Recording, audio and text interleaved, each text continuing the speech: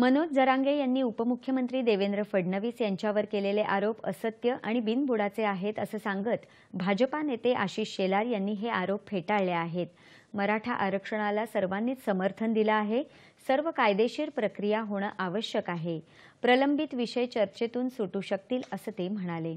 मराठा समाजाला न्याय मिळावा, आरक्षण मिळावं या भूमिकेचं भाजपानं समर्थनच केलं आहे।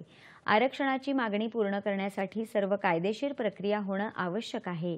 या कायदेशीर प्रक्रियेला पूर्ण करण्याचं काम मनोज जरांगे यांनी सुद्धा हे मान्य केलं होतं असं ते म्हणाले।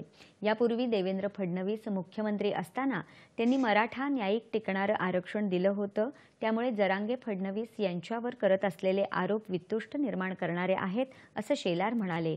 या बाबतीत राजकारण न करण्याची मराठा समाजाची भूमिका आहे असं शेलार यांनी सांगितलं। दरम्यान मनोज जरांगे पाटील यांनी आज दुपारी मराठा समाजाच्या बैठकीत उपमुख्यमंत्री देवेंद्र फडणवीस यांच्यावर गंभीर आरोप केल्यानंतर ते थेट मुंबईच्या दिशेने रवाना झाले आहेत। जरांगे पाटलांची समजूत काढण्याचा प्रयत्न सुरू आहे।